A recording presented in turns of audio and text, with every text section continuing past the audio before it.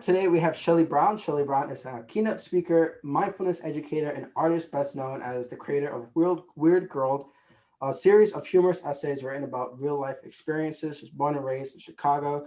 Brown graduated from DePaul University and served over 25 years in corporate America. 2014, she unfortunately suffered a serious spinal injury that ended her lifetime of fitness and included 25 marathons, 6 ultra marathons, and countless half marathons. Now living with gratitude and joy, which I love, Brown invites people from all walks of life to allow their weird and join what she affectionately calls the weirdness of humaning. Welcome, Shelley. Hey, it's so great to be here with you. Thank you. Thank you for being Really here. appreciate it.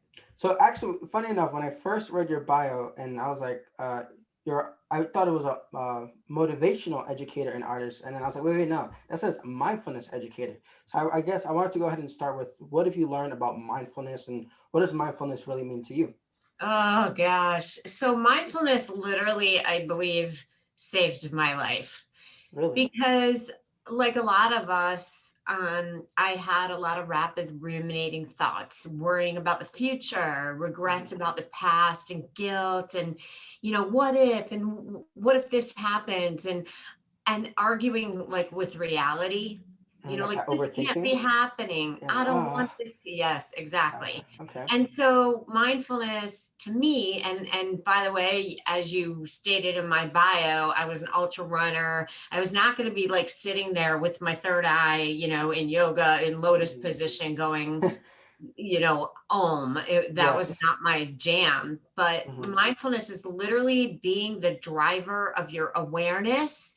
And when we can be present, as if we're driving on a straight road, if we get distracted and our mind takes us in another direction, we can practice mindfulness and notice that we've kind of veered off that line of the present, and we can be the driver of our awareness and come right back to the present. We can also, mindfulness means that we can also see what else is there while we're present, but the practice really is when we veer off, we can drive our awareness. And it's great to be the driver of your awareness. Hmm. Yeah, definitely. Absolutely. So you mentioned sort of practicing the mindful awareness. Now, I mean, I've definitely found myself, I'm sure, I'm hoping we all have, but I found myself whenever I would drive, I would start thinking about other things and it would get so bad to the point of like, I would lose focus on the road and possibly get into like potential car accidents. Luckily, I had someone else in the car with me and they'd be like, hey, watch out, like there's a car up ahead. So I'd be like, oh yeah, but I would find myself thinking about like university or work or all these other things, all these other distractors and not really focusing and being, like you said, mindful and sort of present when I'm driving, or I guess with other things really. But so, what for you have you found? Like, what practices can someone do to practice being more mindful in their lives? I love that question because, again, I'm not, I don't believe that sitting there with your eyes closed is the only way. Mindfulness is a practice all day long. Meditation is a specific practice and it's part of mindfulness. I think it's really important. But being mindful of where your thoughts are taking you all day long is really critical to our well being. And critical to focusing, critical to being proactive. So some of the practices, you're not unique with the way that your mind takes you off into directions while you're driving. One of the best ways is to ground, and we can ground with our senses. You could be driving and you could say, stop sign, red car, and just notice what you're taking in with your vision. And by default, when you're taking in with your vision, just like any other senses, you are present. If you smell something, you are by default present. You can't smell and then 10 minutes later smell something that you're smelling now, right? Unless Yeah. that smell is still there. You can't hear a sound 10 minutes later, so it's really tapping into what you're experiencing right now. So a good way is music. I love using music for the practice of mindfulness. I don't know if you've ever done this, Ryan, but what's your favorite musical artist? Oh gosh. One. Doesn't have to be a favorite. Name me some Well, I music. really like. I've always really been touched by Queen. I I don't love know if they have to Queen. be present. Okay, so Queen is It's okay. Okay, okay. Led Queen Zeppelin's is my good. jam. So next time you listen to a Queen song, Mhm. pick one specific instrument in that song. Could be the piano because they use keyboards a lot. Mhm. Even Bohemian Rhapsody. Yes. Focus your awareness on that piano. And every time you get distracted by Freddie Mercury or anything else, come back and find that piano again and Mm. keep doing it again and again and again. And that is that exercise. That's the fitness of mindfulness. That's working that noticing muscle because I that see. piano is going to be there. You just got to Yes. keep on finding it and notice when you've lost that piano. I love using Okay. music. That's the way I bring it into corporations. When I do mindfulness seminars and keynotes, I Hmm. use rock music to help invite Really? people to understand what we're doing. Huh. Imagine walking into I don't know what the like the yoga sessions and they just have like rock music playing while you're Yeah, meditating. that'd be That'd be awesome. amazing.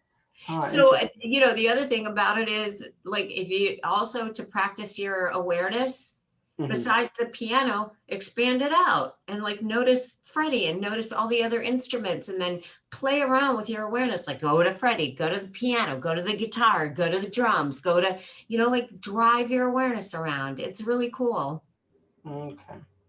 And what if you're in a situation you can't listen to music? Like for example, with like I find myself sometimes struggling maybe with school. I'll be thinking about the next thing instead of like, hey, you're in class, focus in class. I mean, like for example, one thing I found that's helped is just writing the word focus. Like, hey, Yeah. focus. Anytime I lose distraction, focus. But I guess what are things you can think of when you can't listen necessarily to music? You're at school, maybe you're at work or something, and you don't have that auditory capability. Feel your feet on the ground. Hmm. Okay. Put your hands together and notice your hands touching each other. Any physical sensation, any of our senses, whether Yes. it's Okay. smell or taste or Yes. ears or even that writing focus, because when you're writing, you have to see what you're doing and it's that Mhm. physical act. But it could be as simple as I feel my feet on the ground in this moment. And that means I am here right now. Or take a breath Mhm. or set a notification if you've got your phone that reminds you to breathe. But if breathing isn't it, stop for a second, notice the sounds that are coming into your ears. Don't seek them out, but allow them to come into your ears, and by default you are present, and that will help ground you. Mhm. Okay. Interesting. Nice, I appreciate that. I think when I first tried to do like yoga or sort of meditating, I would find it very intimidating. I only recently started doing it, and I would find it so intimidating because I think most people think it's like, oh, you have to just empty your mind and go blank. But I found if I meditate, if you will, by focusing on like my stretching, I found that helps me sort of meditate and just kind of, stays in sort of thing. Do you know what happens when your mind goes blank? I don't know, you start thinking of other things.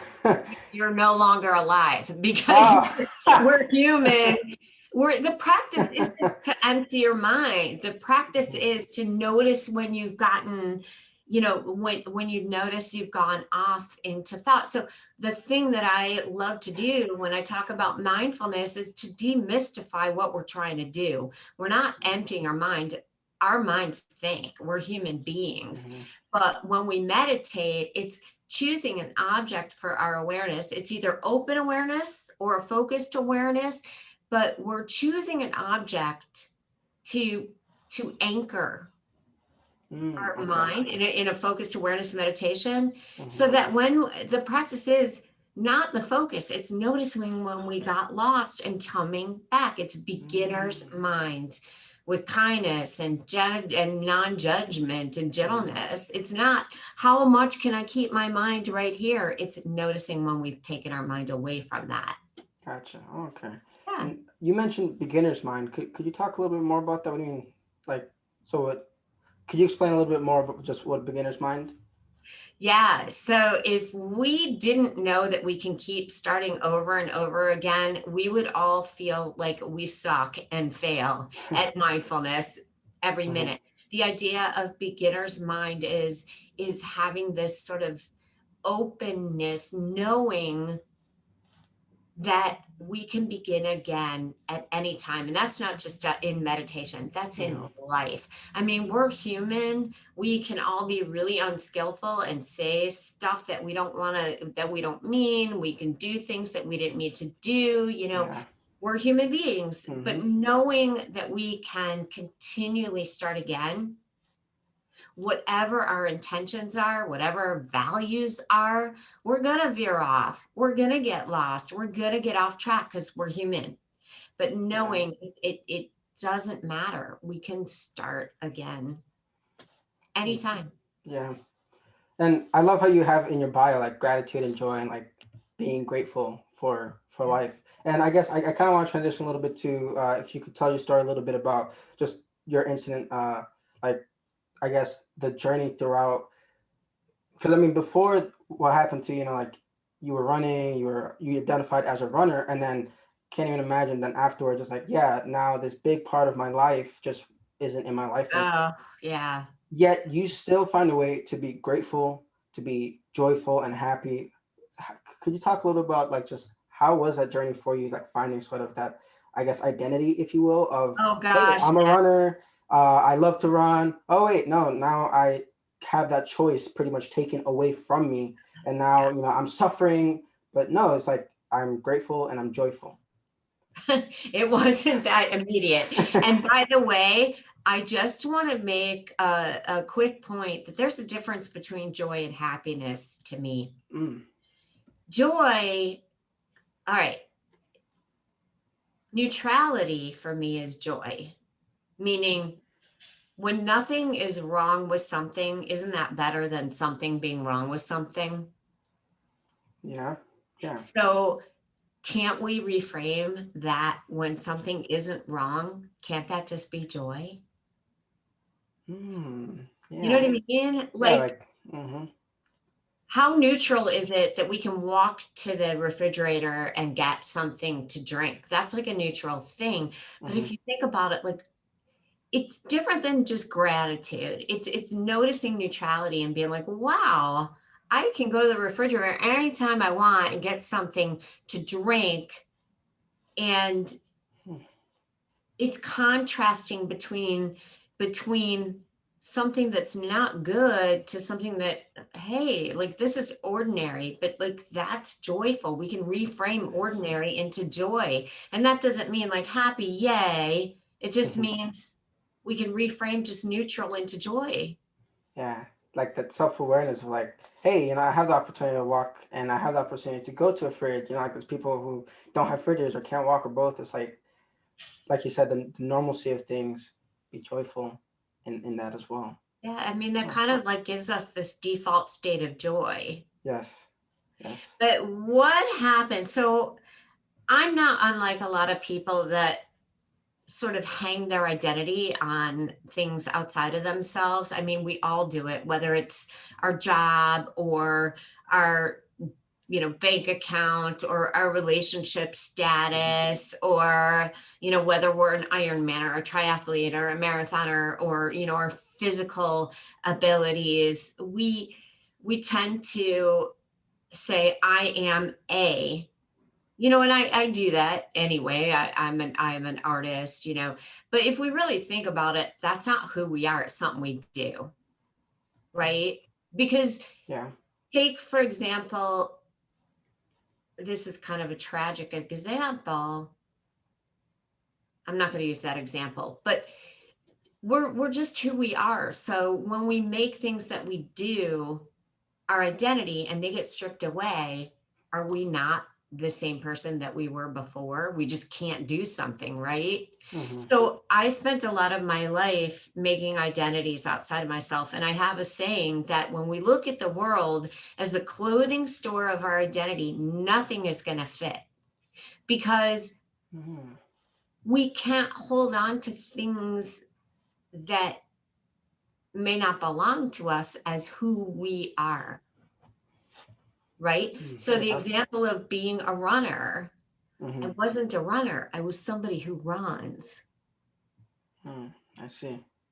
So anyway, to get to that, back to what it was like. I mean, for me, having the identity of an athlete, having the identity of a runner gave me a feeling of accomplishment. It gave me a feeling of accolades. It gave me a feeling like, oh man, I am, the shit. I'm Mhm. pretty cool that I can do this.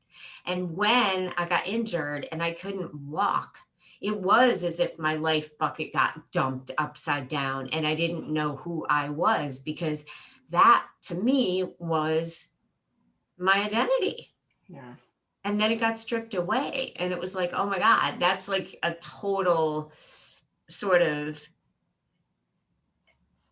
like crazy experience. Like when you think you are one thing and then you're no longer that, then what are you? It's like it's a grief.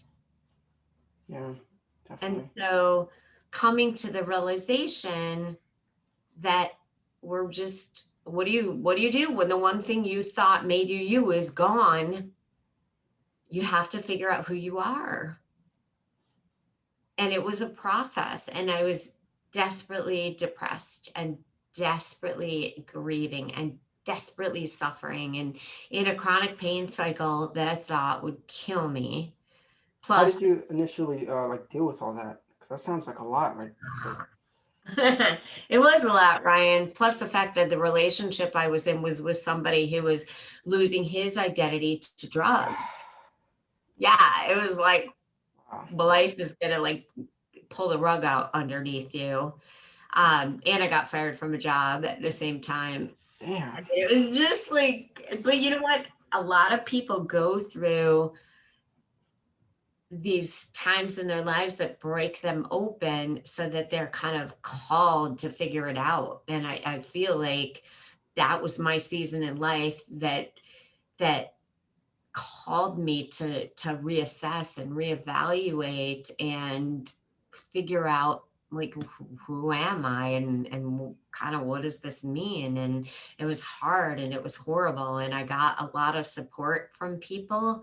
And then uh and when I got physically better, I tried to go back to make my life look like it did before. I went back to teaching spin, and I went back to trying to run, and I went back to, these corporate jobs. But I had been gotten thrown into this like fight or flight in my stress response. It was Hmm. crazy. A lot of people have experienced this with the pandemic, where they feel Yeah. like, oh my gosh, and shaking and Yeah. scared and fear about the future. And when that gets embedded in our system, our stress response, we go from like zero to crisis in a second, or zero to tears, or zero to some other kind of imbalanced emotion. And ultimately, I kept like going from one job to the next, trying to find a place where I felt safe and felt calm and didn't feel crazy. And I had like a nervous breakdown at a job. Really? And yeah, I threw off my headset and I cursed, and it was like an outer body experience. I Wow. said, F this, I F and hate this place. And didn't realize that that happened. And that brought me to a mindfulness based stress reduction program. And that changed my whole life. Nice. What were some techniques that you learned from that program that helped with like just stress? Oh my God. So the most important thing that I can share is that we think we can think our way out of stress. And if it were that easy, then everybody would have a big poster in their house that said keep calm and carry on, and we'd all be like, oh, duh, I should know that, right? Hmm. But it's not a mind. Stress isn't just our minds, it's our whole system. It's our whole response to stress. And I think it's really important for people to know that if you get upset with yourself because you can't think your way out of stress, my invitation to you is to have the knowledge that it's not just your head, it's this whole physiological response system. Our wires get crossed, and mindfulness can help sort of do a control alt delete on our system so that we don't respond to things like or react to things like we do when we're stressed like that. So practices, I mean, if meditation is your jam, it's really a good good transformational practice, and knowing how to do it, knowing what to expect, knowing that your mind is going to think, knowing that some days your mind is going to think 80 billion thoughts. Also knowing that a few minutes at a time, and then growing your practice. I mean, you don't have to do it an hour a day. Knowing that there's other ways to practice mindfulness, knowing that you could do micro practices throughout the day, whether it's, setting an alarm on your iPhone to remind you to take 4 deep breaths, to remind you to stand and feel your feet on the ground. There's lots of different ways to practice. Listening to Queen and paying attention to the piano. Yeah. Okay. Yeah. And that was brilliant. Sorry, I'm trying to absorb all that right there. And so, oh man, I forgot what I was gonna say, what I was gonna ask. I had a question. I was like, oh wait, I'm curious about that. But no, but that's brilliant. Yeah, just so using that mindfulness to go ahead and bring you back to, like you said, neutral, and to just not necessarily trying to block out the noise, but acknowledging that there is noise, and just like finding your, as you said, neutrality in life, if you Yeah. will. Yeah. Okay. And so you say with identity, it's not that you were a runner; it's just you're a person that runs, that did run. So, so then what is identity to you? Like, is it something that's like always changing throughout, like from when we're born to when we die, sort of thing? Like it's just a thing that just is us. I'm trying to It's narrow down such, identity, but I'm finding it's very difficult. Yeah. it really is, that it's really hard to pinpoint it. It's really, um, it's really conscious experience, and I don't want to get all into that slippery slope about talking Hmm. about conscious awareness, and but who we are isn't what we do. It's just not that. It's easier for me to tell you what it's not, Gotcha. and part of it is alignment with values. What, like, Okay. is really really important to us, and what do we want to embody I in like that. the world, Hmm. I see. So setting up some sort of core values or principles with yourself, and trying to live from when we're born to when we die, just through those values. Well, that's really what self-awareness is. It's walking in alignment with our values. But I we're see. not necessarily born with those values either. Yeah. So, I really, it's a hard thing to talk about, but all I can say is that we grasp and attach to these identities that can be stripped away. At any So moment, yeah. yeah, so the core message is to not think it's going to be taken any moment, but Hmm. to not attach to it so much so that you lose who you are when something outside of yourself gets taken away. Yeah. Yeah. Well said. Yeah, I was like trying to think about identity. Like, that's a tough one to like really define and try and narrow down. But Yeah. so I kind of want to get into the book a little bit. Weird Okay. Girl Adventures. Okay. I know it's coming out June 22nd, I believe. Yeah, it is June 22nd. 22nd. So I'm Yeah. just curious, like, what does weird mean to you? Like, why weird? So weird are the thoughts and the feelings that we believe isolate us, that are actually our greatest connection to each other. And oftentimes, the things that we think are weird about us, or when we were young and people said that's weird. So my theory is, Huh. we don't know something's weird till it's judged, That's right? true. Yeah. And when we're judged, especially if it's, we could say, oh my God, Ryan, you're weird, and you'd laugh. But if I said, you are weird, that is so weird. Ryan is Yeah. so weird. When we're kids, a lot of times we'll put it on like it's this itchy, scratchy sweater, and we don't think we can take it off. It's a judgment, it's a label, it's a narrative. But my message is all about like allowing the thoughts and the feelings that we use to judge ourselves, when we can allow those thoughts and feelings to just be there, Hmm. we get to take that sweater off. We get to be in choice about it.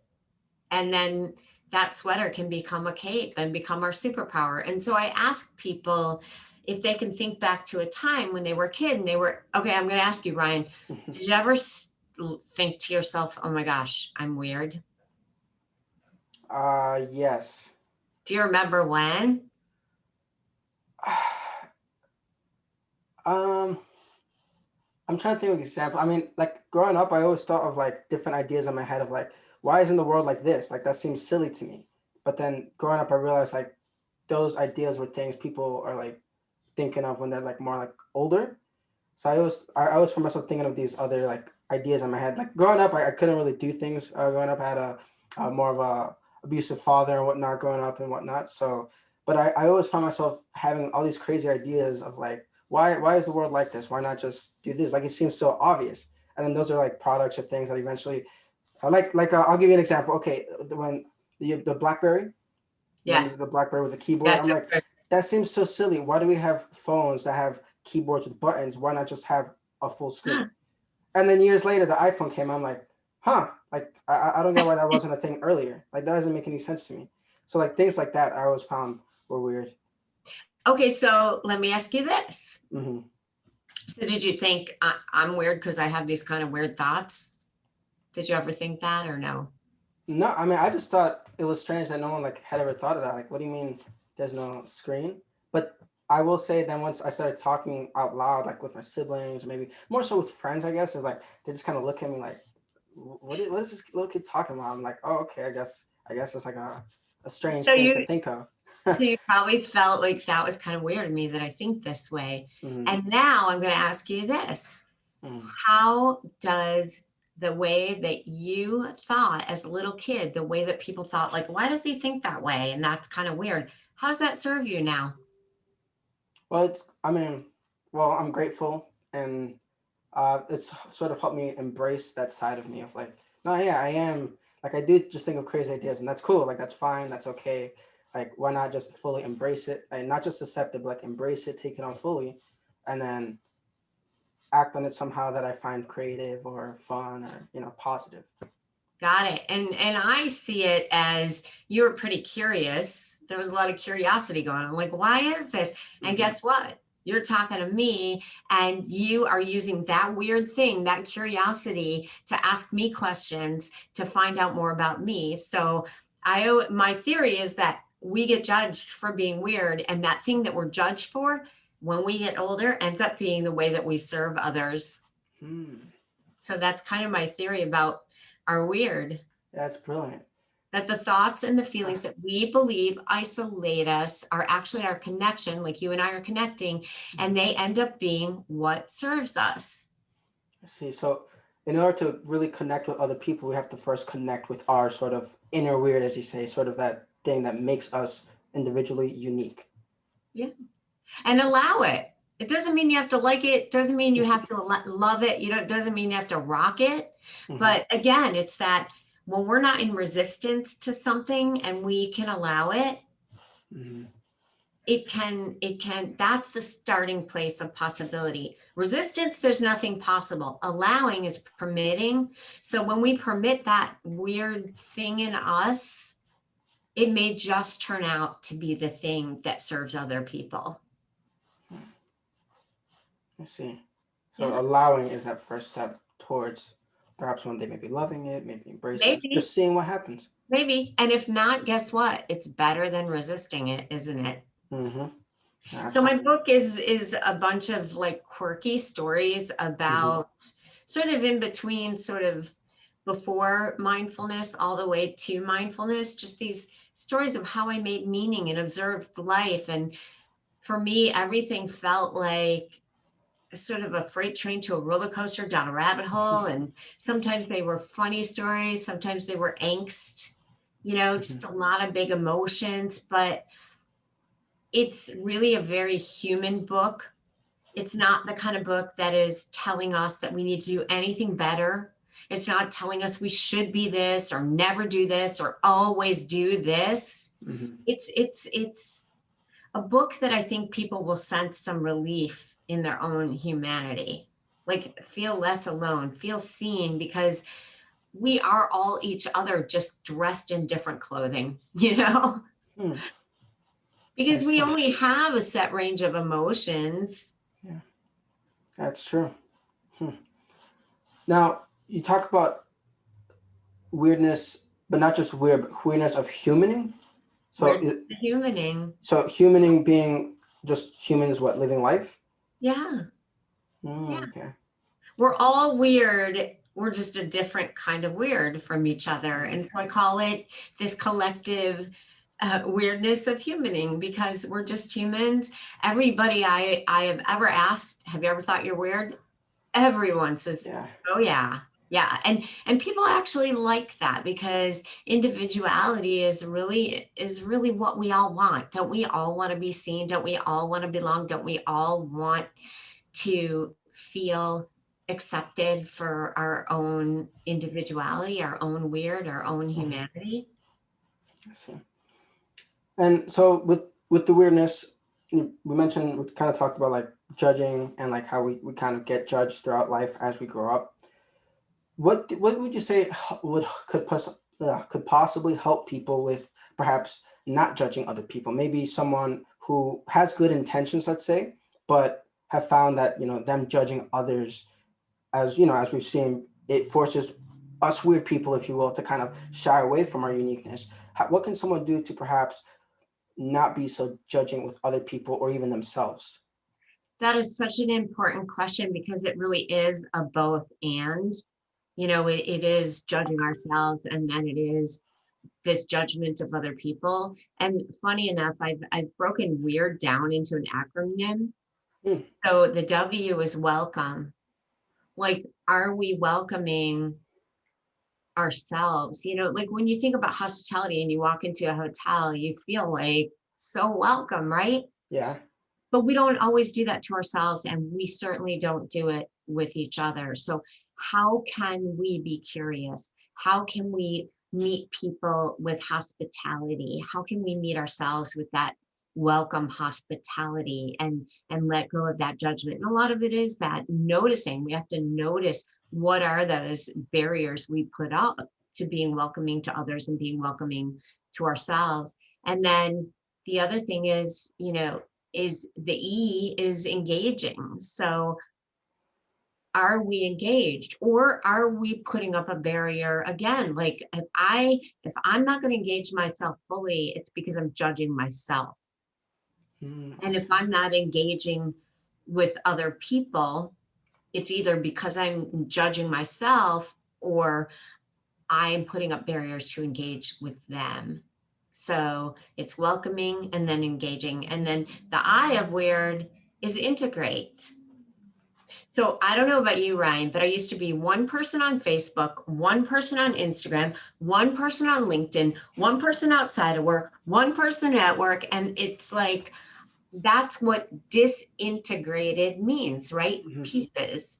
And when we can integrate, and I'm not saying fly your freak flag and be unfiltered, but how can we be this integrated person, so we're not constantly wearing masks in all areas of our lives? Because people love us for who we are. And even when we're trying to cover it up, the people who really dig us because they see through that Yeah.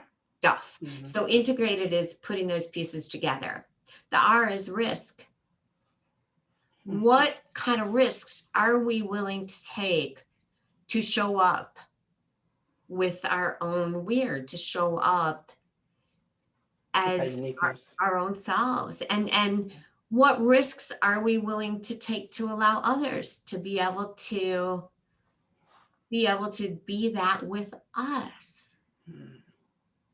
And then the D is dynamic, knowing that everything is fluid, knowing that things change, and knowing that when we even look at ourselves, it's kind of a constant unfolding. It's not just this solid set way. So how fluid can we be with ourselves? How fluid can we be with others? You know, with are willing to grow and evolve and change and shift. So that's my weird acronym. I And love that. thanks. No, that's brilliant. Thank you. A It's dynamic. the action. You know, Yeah. you asked me a question like, how can we not, how can we show up more with more of our own weird and how can we allow others? And, not saying that it's the perfect solution, but it's an easy way to think about it and to ask ourselves and be reflective of how are we allowing that acronym to play out in our lives with ourselves and with others. So the answer Absolutely. is weird. The answer is always weird. Yeah. Love that. Welcome. That first step, engage. Interesting. Yeah.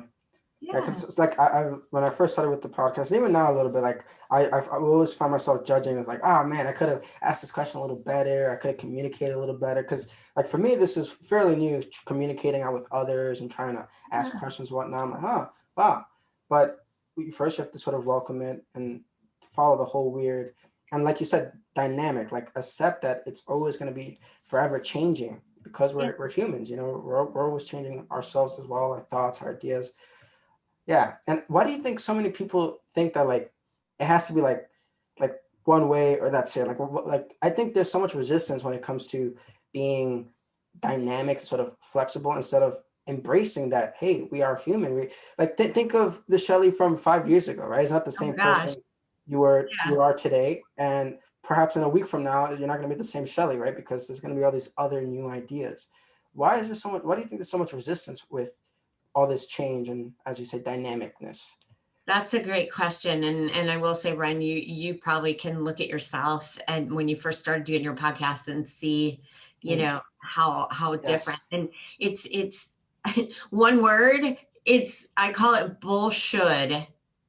Bullshould to me is the space between where you are and where you think you should be, or where others tell you should be. I should be better. I should have asked this question. I shouldn't have said that. It's the bullshould, right? Hmm. So I call it should shaming. We end up shaming ourselves with the bullshould because we think we're supposed to be somewhere where we're not, or we should have done something that we already did. And so, again, it comes back to allowing right where we are to be where we are. I mean, when you get tired of suffering from all that should crap and it gets to be enough, it's a lot of times it's the pain of that shoulding that finally says, you know what, I don't want to do this anymore. I don't want to continually stab myself with daggers for having done something that's already done and I have no control over it now. Or wishing I could be some way that I'm not. I'm just not there yet. And when we can let go of that, man, that totally releases a lot of the suffering that we throw on ourselves. Yeah. Now, I did kind of want to ask you on a quote. It's a bit of a weird quote, but it's by one of my favorite authors, Jordan Peterson. Okay. And his quote is pretty much just, "Life is suffering." And I know we're talking a bit about suffering, and I'm like, at first glance, I could see how people be like, "Oh, that's like terrible." But it's like, if you listen, he goes on. It's like, "Oh, like life is suffering." Like if we just acknowledge for a second, let's just say you and I, we accept that life is suffering, we can then agree, well, we can try and make the suffering, if you will, better by better putting ourselves together, by being grateful for, as you mentioned, like the beautiful little moments in life, our connection that we're sharing here, the sunrises in the morning. It puts a different sort of perspective on our lives of like, hey, we're suffering, but we're suffering together. Let's try our best to be our best selves, to be our best weird, and just help everyone else on the planet sort of suffer less, if you will. what, Well, what, are, what are your thoughts on that quote?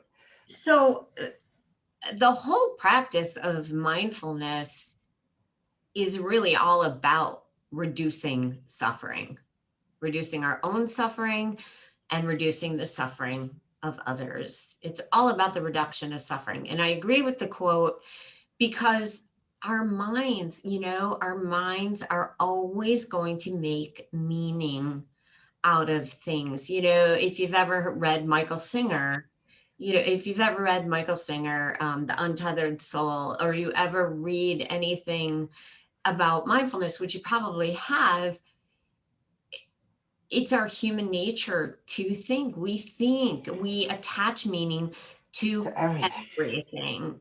And so we're always going to have suffering because we're always going to attach meaning to things. It's really hard. The Yeah, practice is to notice when we're doing it so that we can suffer less. yeah. And I love sort of that approach, like you said earlier, like the neutrality of things. Like that should be joyful as well. And because again, I think we just take a lot of little things for granted. Like it's a miracle we have these nice, wonderful houses. I mean, if you think back, I don't know, a couple hundred years ago, I don't know how long ago, but it's like we had all these other issues that to us seem like, wait, those are things people were dying from. Like that seems Uh, so silly now, It's like, well, I can't say that I am like the best at practicing gratitude all the time. mm-hmm, But with mindfulness, what we're doing is there's three ways we suffer. We're in the future and we have no control over the future. So we're worrying about the future. We're trying to control things that haven't yet happened. mm-hmm, Or we're in the past, regret, remorse, guilt, wishing things were the way they once were. I mean, think about it during the pandemic. How much time did we spend wishing things were the way they were? Or we're arguing with reality. This can't be happening. How could this be like this? How could she have said no? Like whatever it is. So it's past and future and arguing with reality. And those are the three ways that we invite our own suffering.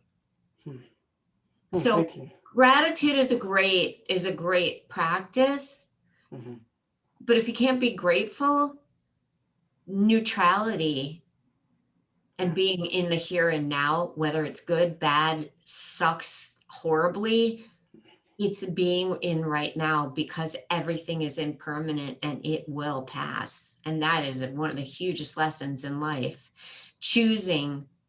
Knowing that you're in choice about what you make it mean, about how much suffering you add on to suffering. I see. Hmm. That's all Yeah, about choice. that's true. It's on us to sort of think about like what what do we want to allow sort of in there. Yeah, yeah. Yeah. So you mentioned books, and I'm curious, like, so what are some books that you recommend that have perhaps just had a deep impact on you personally? Oh gosh, it's so funny because I'm reading a lot of fellow authors' books right now, like the Red Mm-hmm, Thread and Swagger, and Brand's book, and everybody that we all know. But mm-hmm, I love. There's a book called The Mindful Leader by Michael Bunting, who is amazing. He's an Australian mindful leadership. That's his business, is helping leaders become more mindful and self-aware. And his book to me is like the Bible. I love it so much. I love Untethered Soul by Michael Singer. I love since my book is kind of quirky and funny, mm-hmm, I absolutely love David Sedaris like crazy. He's one of my favorite authors. mm-hmm. I love Glennon Doyle, Untamed, and I love Sharon Salzberg. She's a mindfulness Okay, practitioner nice. who's an amazing person. Yeah. And I also wanted to kind of touch on, you have your 25 years of sort of like the corporate and experience and whatnot. What's been a big key lesson for you within sort of more that corporate leadership world of things that you would want to perhaps pass on to someone else? What I really want to pass on, there's a couple things. One is mindfulness and practices like that should not be relegated into, I use the word should. Mindfulness is something that is for everybody. It's not just for the talent, Hmm. you Okay. know, and changing that mindset around, okay, this is for them and not for us, because self-awareness and how we show up together is the most important, whether we're virtual or together. Hmm. And then the other thing is really having the awareness that individuality is our biggest connection to one another and not something that separates us, because I think in the corporate world, as much as I know, it's always been like, what are our commonalities? Hmm. But it's actually our differences that can be the most important Okay. connection. I see. Okay. Nice. And so I'm just curious, what do you just if there's anything recently that you're currently learning now, or perhaps in like the past week or so? What am I currently learning now and Mhm. or in the Either past week? today, maybe past couple weeks, something new that you perhaps learned. What have I learned? I've learned that it's really, really important to get clear on who you want to serve, Hmm. who you want to focus your messaging on, because even if it's this this narrow, Hmm.